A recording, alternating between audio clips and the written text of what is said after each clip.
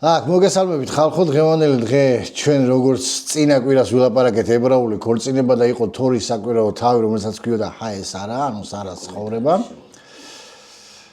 დღევანდელი თორის საკვირაო თავი არის ტოლედოთ. ტოლედოთ გახსოვთ. დღევანდელი დღე არის ტოლედოტი და ტოლედოტი ნიშნავს ხო იცით რასაც ნიშნავს, მე განგიმარტეთ ეგ სახელი.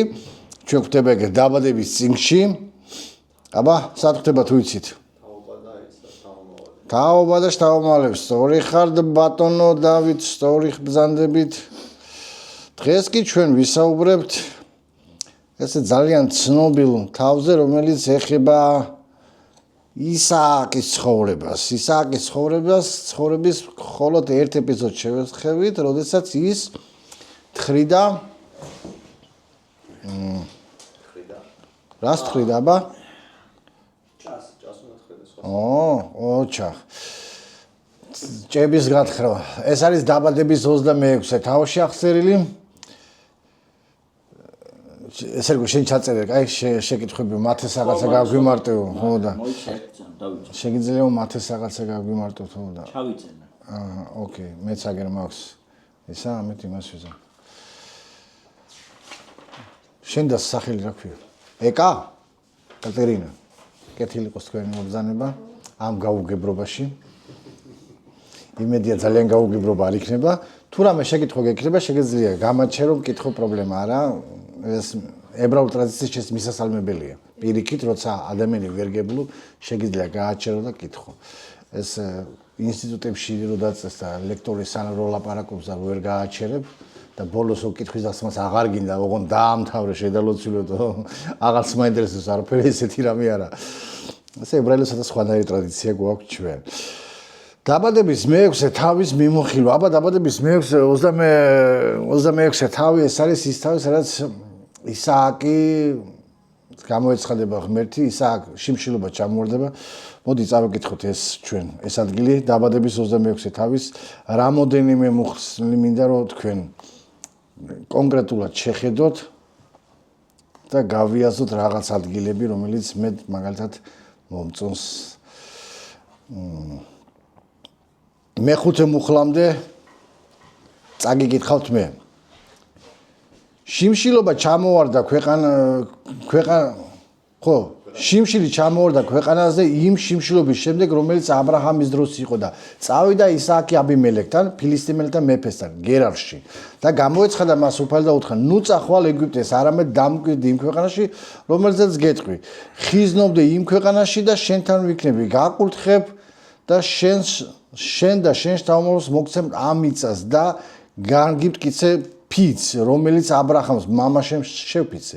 ცის ვარსკვლავებით გავამრავლებ შენ შთამომავლებს და შენს მოდგას მიცემ ყველა იმ მიწას და შენ თეთრში იკურთხება დედამიწის ყველა ხალხი." და აი მე-5 მუხლი ძალიან მნიშვნელოვანი და ცენტრალური ჩვენი თემის. რადგან ისმინა აბრაჰამმა ჩემი ხმა, დაიცვა ჩემი ბრძანებები, ჩემი მცნებები, ჩემი წესი და ჩემი რჯული. ასე დამკვიდრა ისააკი გერანში და აქ მე აკურთხა ღმერთმა ისააკი 100 ჯერ დათესა ისააკმა და 100 ჯერ გაუმრავლა ღმერთმა ისა რა ქვია მოსავალი. მაგრამ აქ არის ძალიან მნიშვნელოვანი შეკითხვა ისა ამ ფაქტი რომ აბრაამმა ისმინა ღმერთის ხმა, როდის ისმინა აბრაამმა ღმერთის ხმა? სად ხედავთ ჩვენ?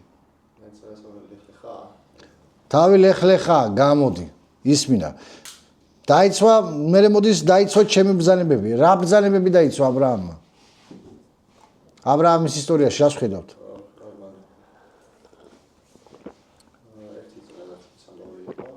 ბატონო? მსხვერპლი შეწირვა, რომ მოიტანა, ბრძანებები იყო ესა. მსხვერპლი მოიტანა, წინადად დაეცვითა. ეს იყო ბრძანებები. და მე ჩემი მცნებები, რომელი მცნებები დაიცვა აბრაამმა? სად ხედავთ ჩვენ აბრაამის ისტორიაში მცნებებს? გამოყევიო და დაიმორჩილა პირველი მცნება მაგისთვის იგი. არ იყო ეს მცნება, ეს მოწოდება იყო. ხო პრინციპში. მე ხო გითხარით, მცნება არის შეჭას, მცნება არის მიცვა, პარტნიორობა.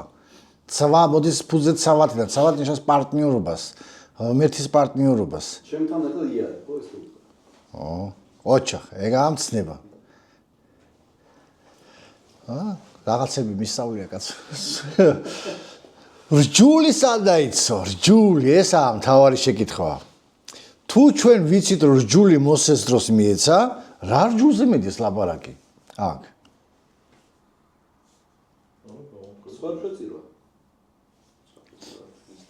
სხვა შეწირვა მანამდეც ჰქონდათ მაგათ.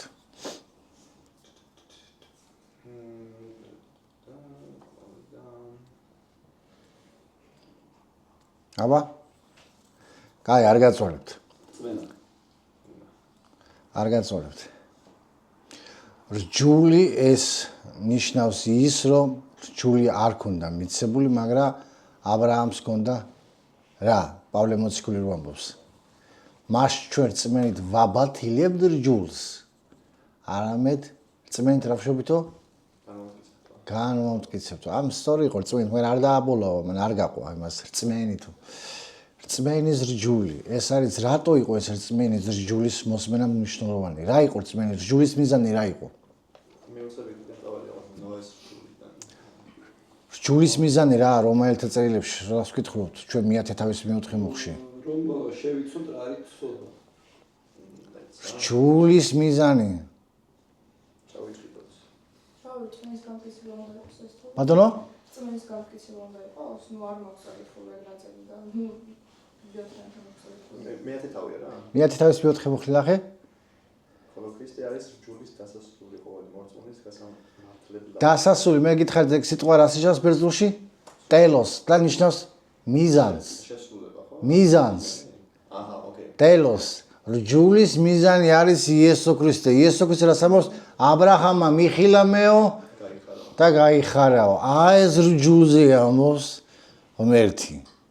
ანუ რჯულის სებების ყველა აბრაჰამმა იცოდა რომ ისრაელი როდესაც გამრავლდებოდა და განაყოფილდებოდა მისი თესლიდან ამოვიდოდა, მან იცოდა რომ მესია წამოვიდოდა და ყველაფერი რაც აბრაამს აღუთქვა ღმერთმა, აბრაამმა იცოდა რომ ეს ამის მიზანი იყო იესო ქრისტე. მახალს ბუკოლოდ სახელით არ იცოდა რომ იესო ერქმეოდა, მაგრამ მესია კონცეფციას გეუნები, გაიგე?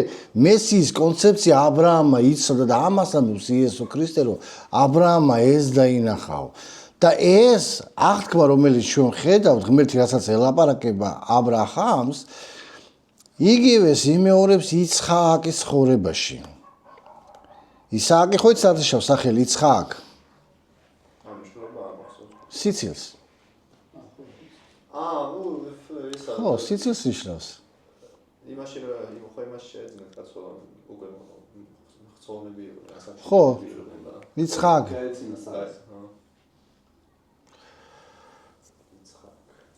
ამას ნიშნავს ისა, იცხააკი ზუსტად და ეხლა ჩვენ ვხედავთ რომ ღმერთი იცხააკს ელაპარაკება და აქ მე არის ძალიან მნიშვნელოვანი რამე რაც მე მინდა გელაპარაკოთ თქვენ კიდევ ისააკი გამრავლდა, ისა გამდიდრდა ძალიან ამ შიმშილობის მერე და უკვე წერია რომ ფილისტიმელებს შეშურდათ მისი.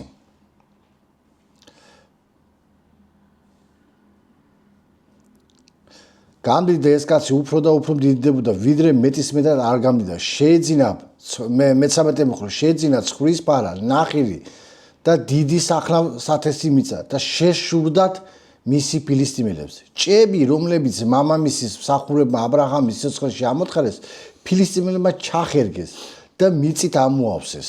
და უთხრა აბიმელეხმა ისააკს გაგვეცალე, რადგანაც მეტისმეტად ძლიერი შეიქმნით ჩვენზე. წავიდა ისააკი იქიდან დაბანაკდა გერარის ხეობაში და იქ დამკვირდა.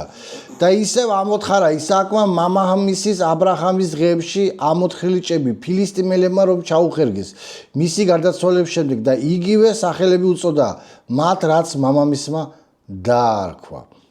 ანუ აბრაამს ჩვენ ხედავთ აბრაამი რას აკეთებდა ქანაანის ქვეყანაზე რო ცხოვრობდა გარდა იმისა რომ ბიზნესი ჰქონდა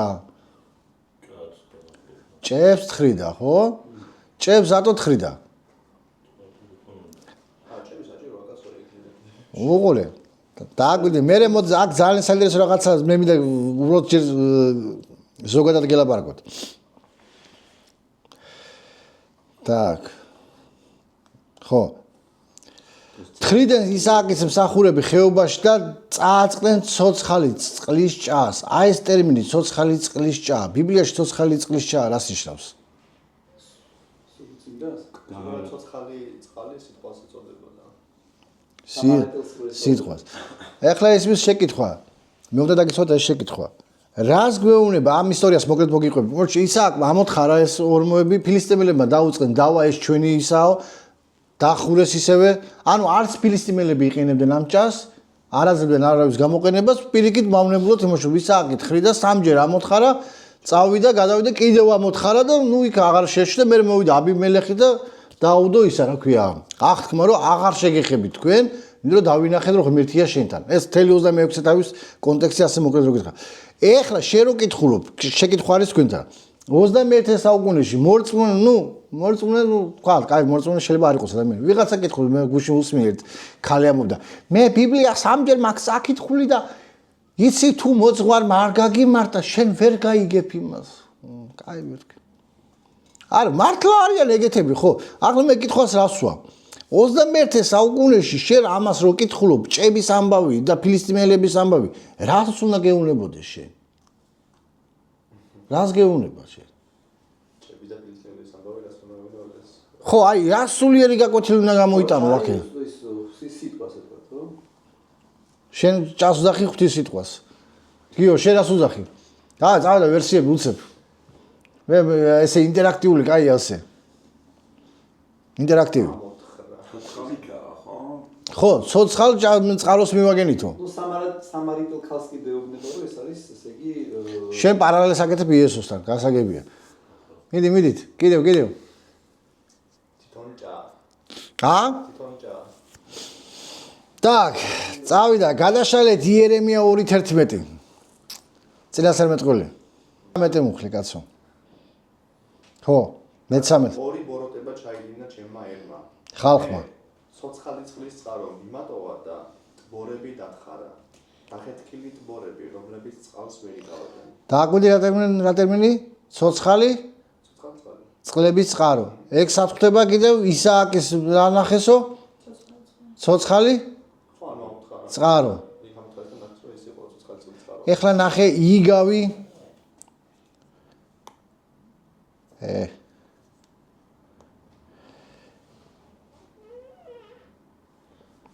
სადა ჭების იგავი მე-13 თავის მე-15 მუხლი. ეხლა ეს მოაბავენ. ახსენით თორე კუდებს მოაბავენ ეხლა. ხო, ნუ ეს ხო, ბრძენის დარიგება სიცოცხლის წყაროა, სიკვდილის მახეებისგან ამნიდებელი. სიცოცხლის წყარო არის ბრძენის დამრიგებელი და მოდი ნახეთ ფსალმუნი ვნახოთ კიდევ. ფსალმუნი და მე ავხსნი ამას რატოა განსხვავება. ეს არის ზოგი არის ინგლისური ბიბლიიდან ნათარგმნი და ზოგი იმიდან ქართულიდან და ამიტომა ესეთი ისა განსხვავება. 35:8, ხო, აი ესა. კაი. ბაბა ვნახოთ.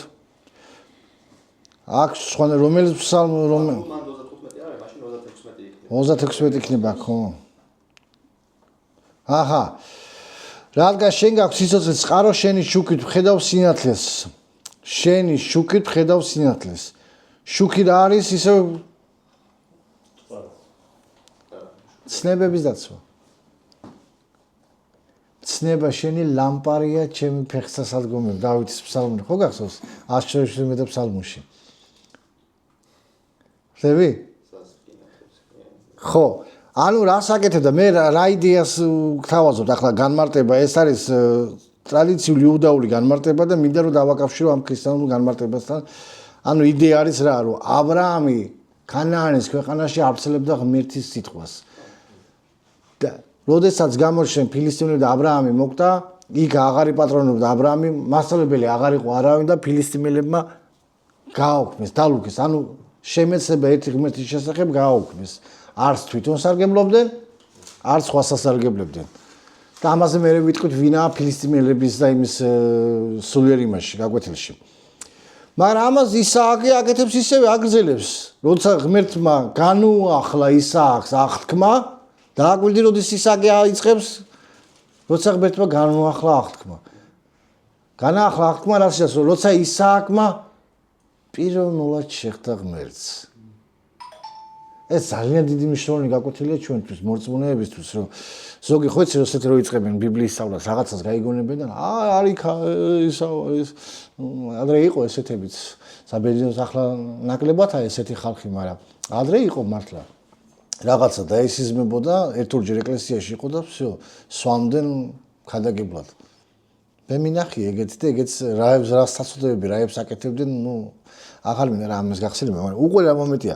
აქ არის მომენტი, ისააკი არ იწყებს ჭების ამოთხრას, განახლებას სანამ ღმერთი აღთქმას, ანუ სანამ ისააკი არ გაიცნობს თავად ღმერთს პირადად და პირადად არ დადებს აღთქმას მასთან.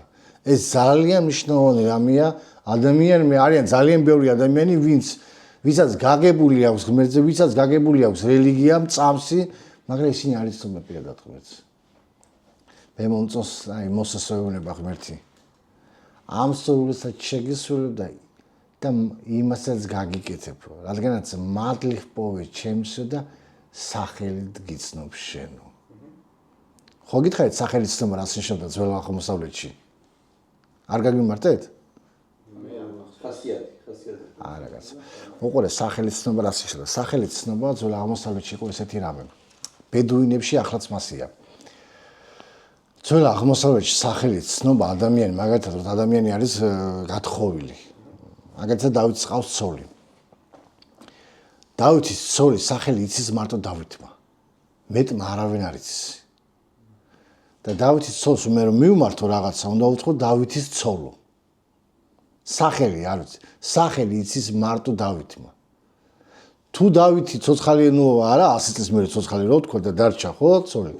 ამ პირველი შვილი ხო ყავს ვაჟი. მერე უნებიან იმ ვაჟის სახელის დედას. ანუ ასე უნებიან გიორგის დედა.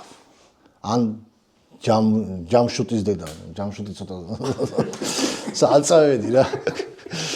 ეგაც არამული სახელია რა ჯამშუტ. ანუ რატო გეული ვიცი სახელის ცოდა იმდენად ინტიმური რაღაცა იყო, რომ მხოლოდ და მხოლოდ მისი დაძახების უფლება ქონდა მეუღლეს. სხვა ვერავინ ვერ დაუძახებდა ამ და მოსესწორება ღმერთი სახელით გიცნობ. ეს ნიშნავს რომ ძალიან ღრმა ურთიერთობები ქონდა მოსეს და ღმერთს ერთმანეთში. და იმიტომ რომ მათ სახენ ბეინაი შენ პოვე მადლი ჩემს თვალშიო. ივრითად ასია.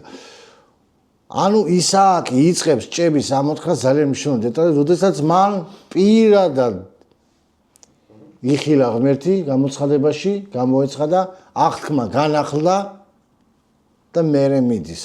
ეს არის ძალიან მნიშვნელოვანი დეტალი,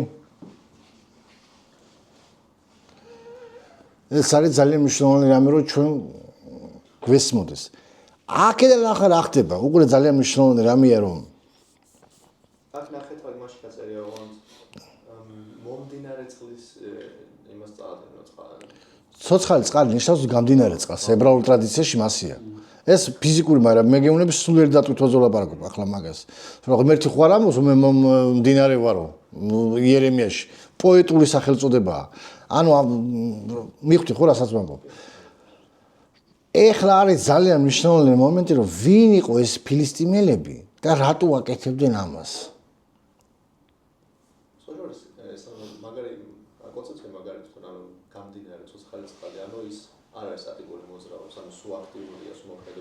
რა აქტიური არა ღმერთის სიტყვა.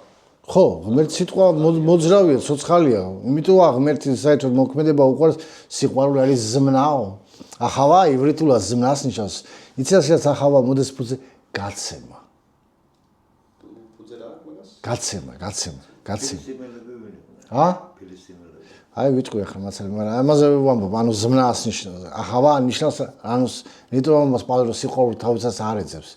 სიყვარული გასცემს. და ხავასთან რამე კავშირია? ხავა სიცოცხლეა. ხავა. ვინ იყვნენ ფილისტიმელები? სხვადასხვა უნდა გვესმოდეს, რომ ისრაელი როდესაც იპყრობს ქანაანს, ისრაელი ებრძოდა ვის? იცი ძირითადად ისევ აბრაამის შთამომავლებს.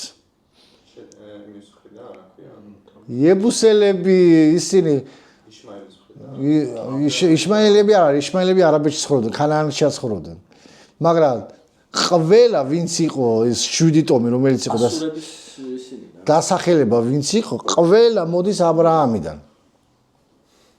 მაგრამ ორთან აქვს ისა რა ქვია აღთქმა ღმერთს ისმაილიტებთან და ისააკთან ხო აგართა რო იმაშო მაგრამ დანარჩენები ეს აღთქმაში არაა ეს არის ის ანუ აქედან ხედავთ რომ ღმერთს არ უნდოდა ა ブラ ამის ესეთი არ უწონებს იმიტომ რომ ამ მომენტში თქვენ უნდა გვესწროს რომ ბიბლიაში ხანდახან ზოგიერთი ცოდვა ასე არ არის თქვა რომ პირდაპირ ცოდვა მაგრამ ბიბლია გაჩვენებს ამ ქმედების შედეგს რა მოყვება იმიტომ რომ ახლა ბიბლიაში არაა მრავალცოლიანობა აგზავნული პირდაპირ მაგრამ გაჩვენებს ამ მრავალცოლიანობაზე რა მოყვა რა შედეგები მოყვა გაიგე ნეგატიური ხაზი ხო ნეგატიური ხაზს გაჩვენებს ბიბლია გაიგე ამიტომ გეუბნება რომ ამიტომ ბიბლია ყოველთვის უნდა იკვლიოს ადამიანმა უნდა იმასქნოს რომ პირველ შემთხვევაში სადა გვხდება იმის დაბადების რომელ თავში იყო მეოთხე რაში ანუ პირველად მორიცოლი რომ მოიყვანა მეფემ ის იყო კაინის შთამომავალი ის ხო ვინც იმაზე თქვა კაინმა მოკლა აბელიო და მე ის მოკალიო და 7 გზით მიეზოს სახელი დამავიწყდა მაგის ხო ანუ ისა ხო ანუ ორი ცოლი ყავდა მაგას ანუ ხო ხვდები რა მომენტია ბიბლია ამას გაჩვენებს შეიძლება პირდაპირ არ გეუნებოდეს მაგრამ შედეგს გაჩვენებს აუცილებლად შედეგი არის ის რომ ეს ტომები რომელსაც ისრაელი ებრძოდა ხო ყველა ა ブラ ამის და ლოტის შთამომავლები იყო ედომელები ისინი ლოტიდან წამოვიდა მაგრამ ერთადერთი ვინც არ იყო ა ブラ ამის შთამომავლები ეს იყო ფილისტიმელები ფილისტიმელები იყო საბერძნეთის კუნძულიდან გამოქცეული ტომები ზღვაოსნები იყვნენ ისინი რომლებმაც ქანაანში რო იყვნენ დასახლდნენ ფილისტიმელები ითარგმნება როგორ იცი ზახვაჩკი როგორ აქვს ქართულად დამპყრობელი არა დამპყრობლები არა დამპყრობელი არა ზახვაჩკი არა როც მიისაკუთრო მიწა რომ მიისაკუთრო დამპყრობელია ბაგია დამპყრობელია ხო სიტყვა არ ვიცი ხო ანუ დამპყრობელს ნიშნავს ანუ ფილისტიმელები რო ითარგმნება ივრითულად აი რო თქვა ხო ის შინაარსი არის დამპყრობლები იყვნენ ისინი არ იყვნენ ადგილობრივი ქანაანელები როგორც ა ブラ ამიდან წამოსულები ან სხვიდან შემოსულები იყვნენ ისინი და მათი ღმერთი ხო და მათი ღმერთი იყო ვინ იცი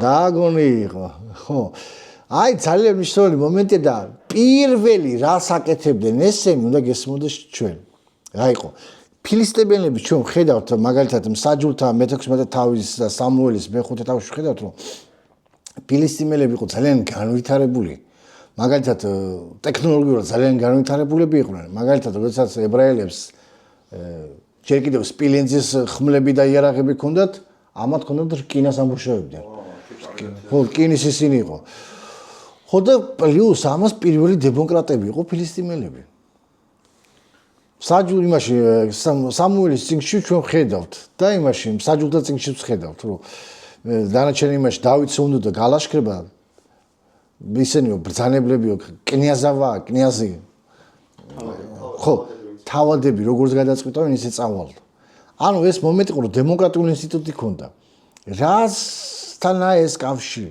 ვინ ებრძვის დღეს ღმერთის სიტყვას ჩვენ უნდა გვესმოდეს რა არის ეს ღმერთის სიტყვა ცოცხალი წყარო რა ჰქონდათ მიცემული ცოცხალი წყაროთ რაზე ვილაპარაკეთ ჩვენ ა ブラ ამს რა ჰქონდა მიცემული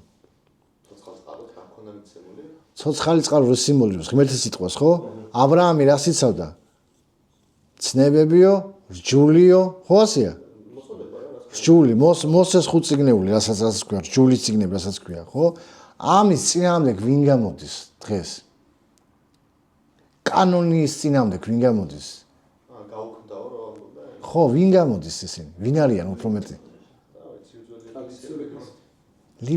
ლიბერალიზმი ყველაფერს უარყოფენ უყურე კანონი როგორც ასე კანონი არის მიცემული რომ ადამიანი შეზღუდოს რაღაცაში ხო ასე კანონის დანიშნულება ესაა კი არ შეზღუდოს უბრალოდ თქვა შემოსაზღვროს ბიბლიური ლიბერალები ყველაფერს უარყოფენ ერთი უკდავება არ არის ისა იესო ერთი არის ეს ლიბერალური თეოლოგია არსებობს უყურე ასე გეუბნები კანონი როგორც ასე კანონი რაღაცას შემოსაზღვრავს ხო მაგალითად ამერიკელმა მეცნიერმა ახლა სტატია წავიკითხე ამასთან ამერიკელმა მეცნიერმა ბავშვთა მეცნიერებმა თქვა რომ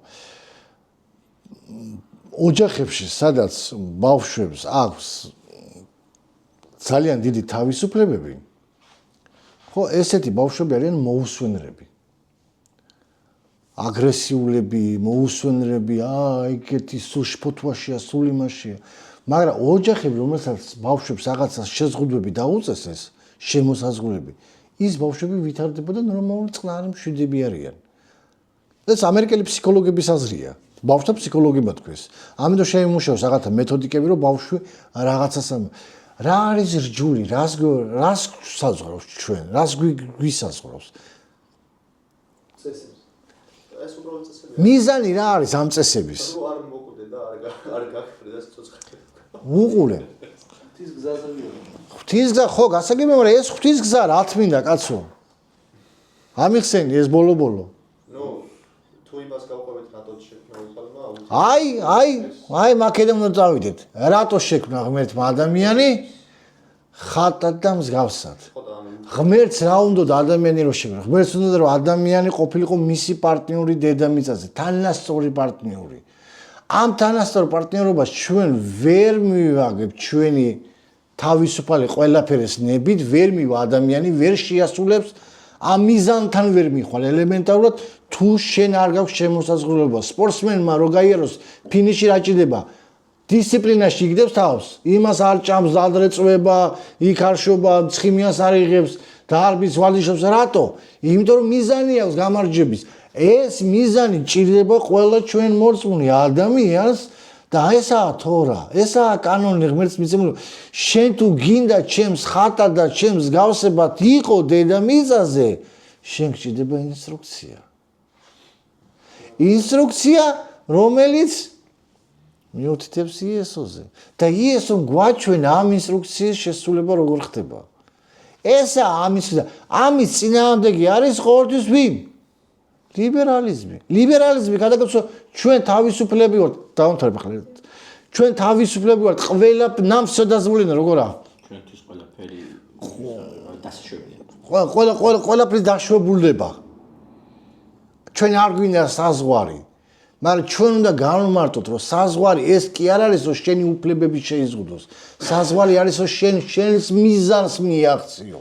ამაშია საქმე, განსხვავება. ტრადიციულმა ეკლესიებმა დაამახინჯეს რჯულის წარმოდგენა, კანონის წარმოდგენა და განმარტეს ისე, რომ რჯული თითქოს ადამიანს ზღუდავს, ადამიანის უფლებებს ზღუდავს, ქალის როლი დაკნინა, ქალმა კასინკითო, ისეო, დაბალია, ღობეაო, ესეო და იხეთქა ლიბერალიზმად, კაცო, ადამიანი ყველაფერს ეგუება, მაგრამ უსამართლო იმას ვერ ისაც უსამართლოა, ის იწვევს შენში ყოველთვის ბუნს. ხო, შენ ბუნებრივ იმას წინააღმდეგობას იწვევს.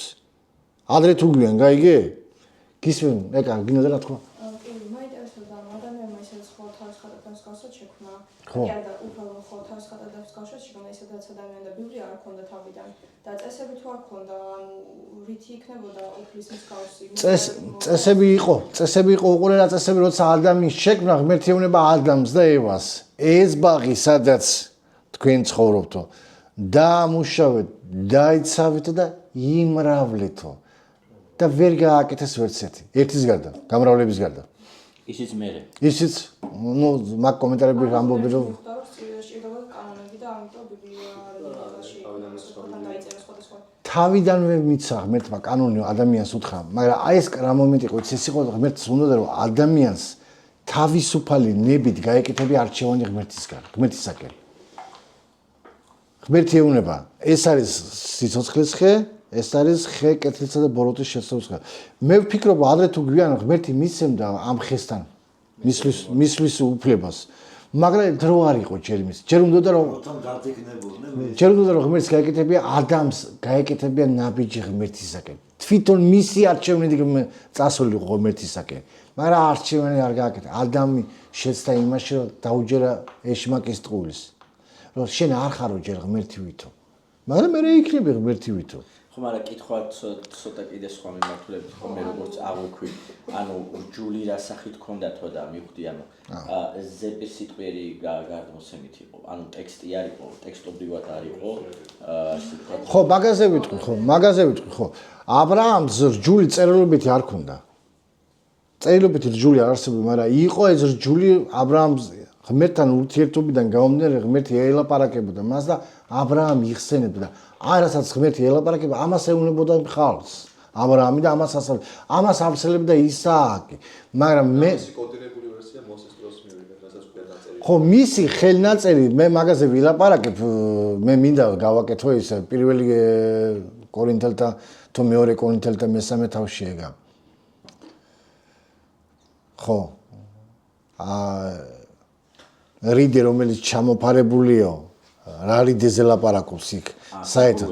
ხო, საბურველი, საერთოდ ძალიან არასწორადაა განმარტებული და მე მინდა იმინა ებრაული განმარტება მივიცე მაგის პავლე საერთოდ რას გულისხმობს მაგ სინამდვილეში, მაგ რა რიდეზე მიდის ლაპარაკი და რა და მე ამის მერე ალბათ ვილაპარაკებ მაგრამ შორის ტრადიციული იუდეველებსაც ეგაქვთ დახეული რომ პავლემ არაფერი არ იცოდაო და იძახდა რომ ჩვენ რაღაც საბურველი გვაქვს და ჩვენ ყველაფერი კარგად რატო პავლე რასაც ამბობდა ეს განმარტება მიცეს ქრისტიანებმა რაბინებმა თქვას ასეთი განმარტება არასწორიაო მაგრამ შენაბა ნახე მესენერი იუდეველი რაბინი რაფერ განმარტავს მაგას ვაფსაით სხვა შუქს დაგანახეს მაგ და მაგაზე ვილაპარაკებთ იქეთა კვირას ანუ რა ხვდები რას გეუბნებით რატო მნიშვნელოვანი რჯული რჯულის მიზანი იყო იესო ქრისტე დაგვანახოს იესო ქრისტე და იესო ქრისტე არის ვინ ადამიანის შუამავალი ამ შემთხვევაში როგორც პირველი ტიმოთეს 2:15-ში წერია არა 2:5-ში წერია ერთია ღმერთი და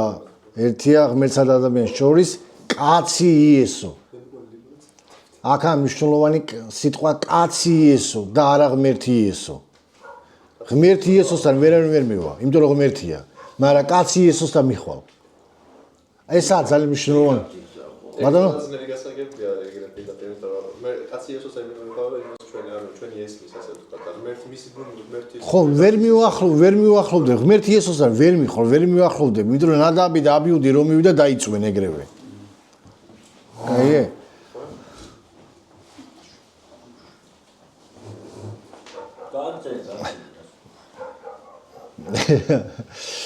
ხო, ანუ ესაა ძალიან მნიშვნელოვანი გაკვეთილი, რომ ჩვენ მივხვდეთ, რომ რჯული ეს არ არის ის, რომ ჩვენ რაღაცაში გვზღუდავს, ან გვაკნინებს, ან რამე კიდევ სხვა რამე. რჯულის მიზანი არის, რომ ჩვენ მივახციოთ მიზანს. ხო და მიზანი არის ის, რომ შენ მანქანით რომ მიდიხარ ავტობანზე, გიწერია 60 კილომეტრით, თუ წახვალ 180-ით ხო ვერ მიხვალ შენ დანიშნულებაზე. აყირავდები. ელემენტარულია, ხო? მე თავისუფალი ვარ, არ ვარ კანონის ქვეშ იძახე რამდენი 180-ით რო სტოლბასთან მიხვალ, მე ანუ ვერ მიხვალ შენ დანიშნულ ესია ეს რჯული. რჯული ეს არის ცხოვრების ესტაფეტის წესი, რომელიც შენ გაძლევს საშუალებას, რომ ის რისთვისაც შენ მოწოდებული ხარ დედამიწაზე, აღასრულო ის. ამიტომ არო ეს ტატუები, ეს ლოთობა, ესენი შენ ქვია ნუ ტატუზე ხარ ცოტა ისეთი სენსიტიური თემაა რა ტატუ ცოდვა რომ ტატუზე მაინტერესებდა მაგრამ ზოგადად იყო რომ ყველანაირ რიტუალის მიზნით აკეთებდნენ და ახლა ხო აღარ არის უყურე რა მომენტია რომელთა მე-13 თავში არის ესეთი რამე დაწერილი. მოდი ნახოთ. რომელთა ტატუზეც უცებ ორ სიტყვას ვიტყვი და რომ არ გავჩერდეთ ამაზე. მასე ყურის გახრედაც ცოდვა არის? არა, ყურის გახრედა არა.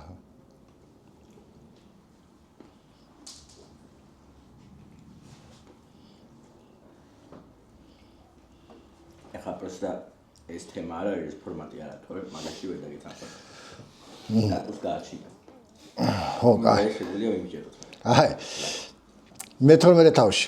ამიტომ გევედრებით ძმებო, ღვთიური თანაგზობის მეშვეობით წარუდგინეთ თქვენი სხეულები ცოცხალ წმინდა ღვთისათვის სასურველ მსხვერპლად.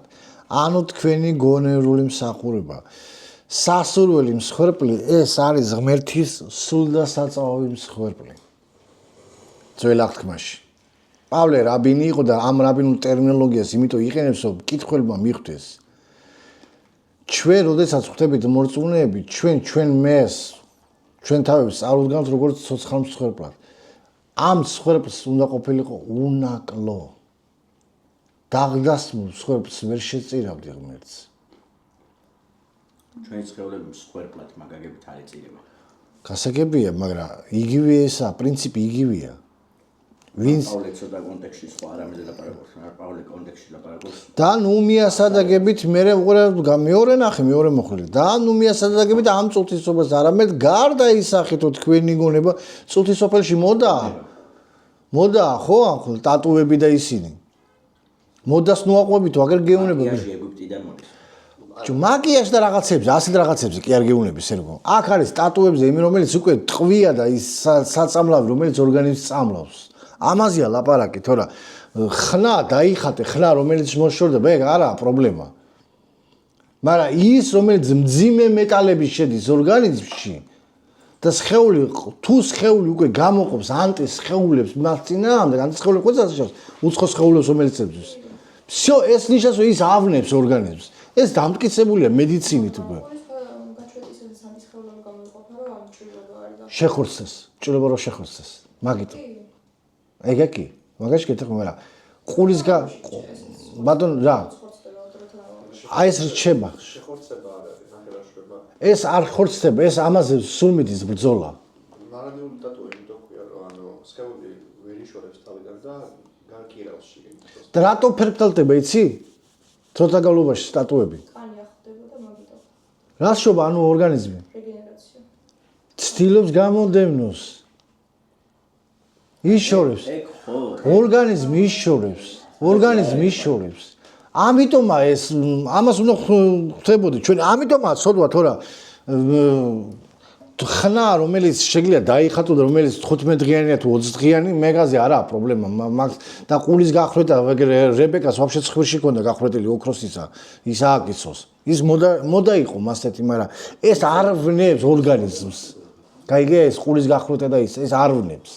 ის ვნებს, იმიტომ რომ ის ორგანიზმში რჩება. ამაშია განსხვავება. კაი, წავიდეთ ახლა. ანუ რაზე ვიყავთ გაჩერებული? ჯულზე ვიყავთ, ხო გაჩერებული? ხო, ვინ იყო? კიდევ წინ წყევლასა და კურთხევასო და ანუ პირდაპირ მარტო რჯული მიზანი რა ქონდა იესო, მაგრამ ამას რომ მიყვები შენი ცხოვრება უკვე ის არის განსწორებულია. ხო და უყურე იესო ქრისტე რასამოს მათე სახარებაში რჯულის უღელი. მათე მე-11 თავის 28 მოხლი, ნახეთ როგორია. იმიტომ რომ როცა მიყვები უგლის სიტყვას შენი ცხოვრება აქედანვე იცვლება. მარტო ბოლოში კი არ იღებს შედეგს, უკვე აქვე არის ცვლილება. მათე მე-11 თავი 28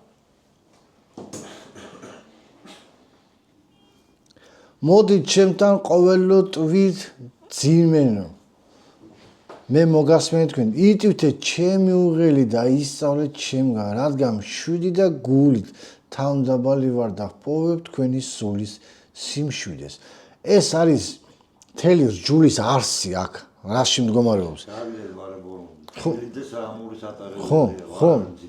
ხო ანუ მოსვენებას რო ნახავთო უყურე რა ხდება აქ რატო გეუნები დაღი ხო ისა უღელი უღელს რა ზიადებენ საერთოდ ხარზე ხო არა უღელი ეს დანიშნო არა უღელი არის აი ურემს უატარებს ხარს შენ ვარ მიცე მაგალითად უღელი და ყავდეს მინდორში ან დედალი ხალი რო აიღო მინდორში ყავდეს მარტო რამე სარგებელი მოაქვს შენთვის არაფერი ცხოვრობს ჩოვლებრო ჭამს ბალახს მეც არაფერი მაგრამ როცა უღელი გაქვს შენ შეგიძლია რა გააკეთო ურემში დასვა გადაიტანო ტვირთი ხვდები ამაზე ამბობს იესოს უღელი იგივე რჯული შენ გაძლევს გაჩნევს იმისიას რაზეც ხარ მოწოდებული თორე შენ თავისუფალად იყავი ივან მაგრამ შენ ისიც ხარ გაჩენილი იმას არ ასრულებ ამიტომაც ვერ მოხდები გაიგე იქ სადაც ესა რაბინები ამობენ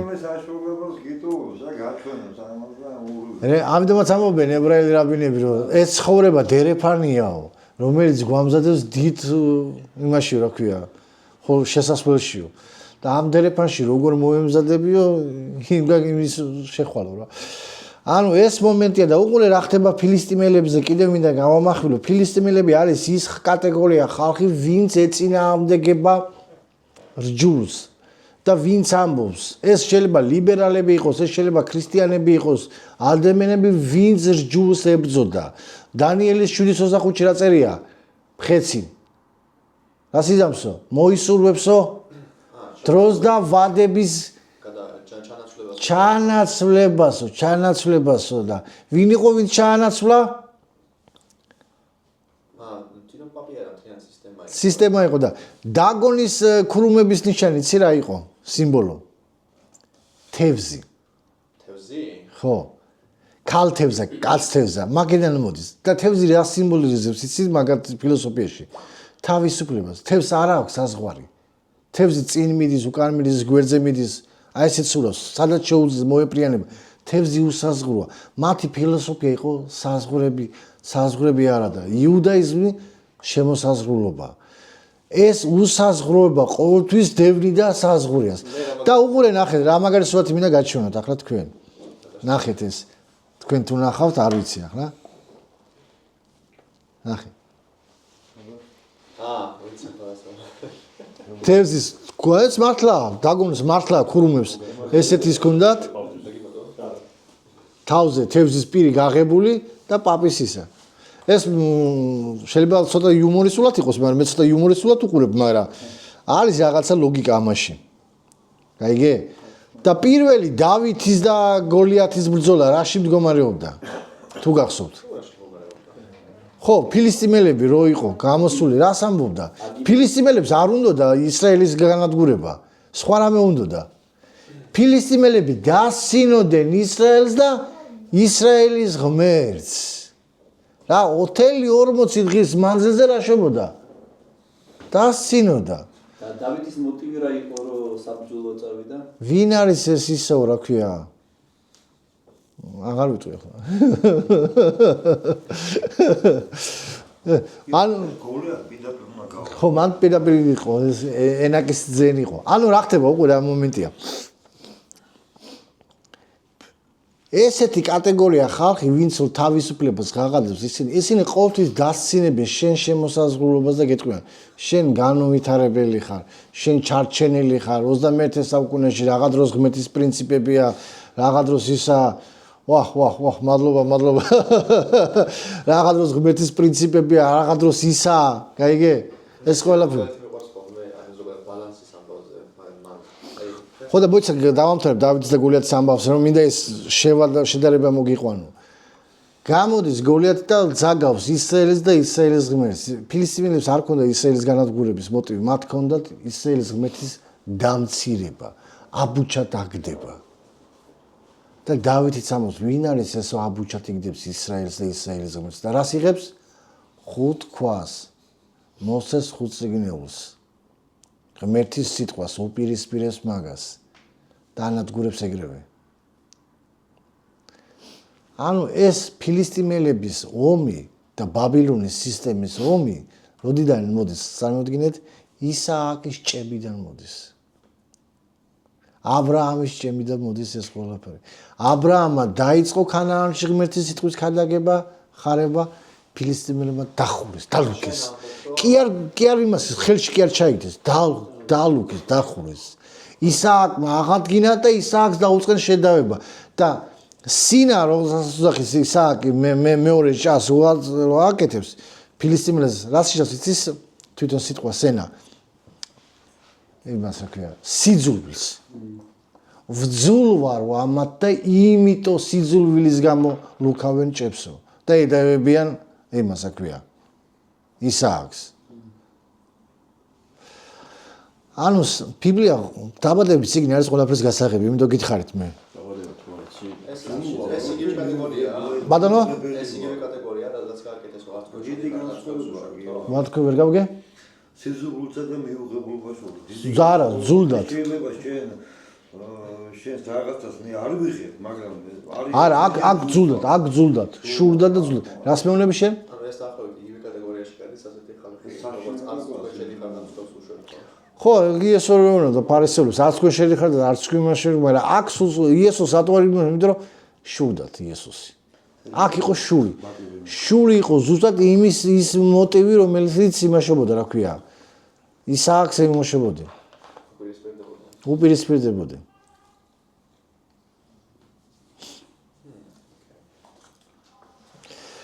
Так, მეგობრებო, ეს იყო რაც მე მინდოდა თქვენთვის მეთქვა.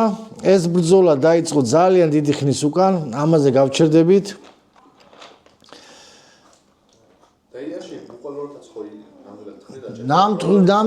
ნამდვილად ეგ იყო მოხდა ეს ყველაფერი, მაგრამ ეს რაც მოხდა, ეს გვაძლევს ჩვენ სულიერ გაკუთვნას და იმიტომ გვიწერია აქ ჩვენ. და გვეუბნება რომ სიძულვის ლოგიკა არ აქვს. ახლა ლოგიკა რო გქონდეს ადამიანი საერთოდ იმ ჭას რატო გააუქმებ? პალესტინელებმა რა ქნიან, იცი როცა ისრაელმა ღაზა დაუთმო. ღაზაში 2003 წელს ისრაელმა ხო დატოვა ღაზა.